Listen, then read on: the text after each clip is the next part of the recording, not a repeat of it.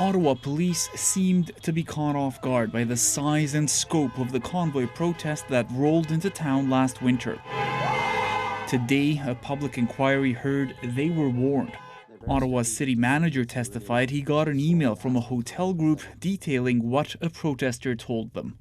Basically, that they will leave their trucks in place, chain them together, and attempt to block all access to the city. Not only that, he said protesters were looking for 10,000 hotel rooms for a month or more. This information received from the Hotels Association was passed on to the Ottawa Police Service. It was. This information was shared with Ottawa Police. I know that. This week's first witness to the Emergencies Act inquiry faced some tough questions as well. We understand that, though, for protests, the city does not require permits because that's an exercise of charter rights and freedoms, correct?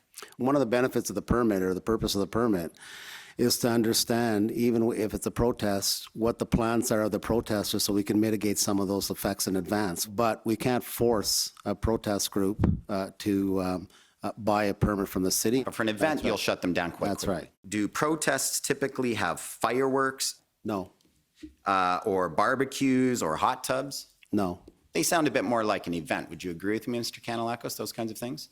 No, I don't agree with you on that. In the context, it was a protest. The city is also critical of the Ontario government, who it says didn't show up at planning meetings with the city and the federal government. The Premier says he's not been asked to testify. I stood shoulder to shoulder with the Prime Minister. These folks were camping out, everything from whirlpools, disrupting downtown, disrupting the lives of the people of Ottawa. And Rafi, the story of how things unfolded from the city's perspective, that just continues tomorrow.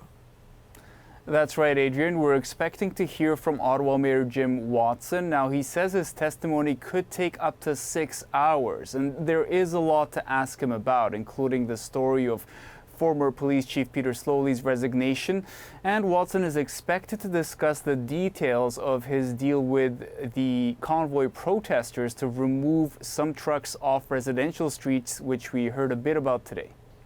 All right, we know you'll be following it. Thank you, Rafi.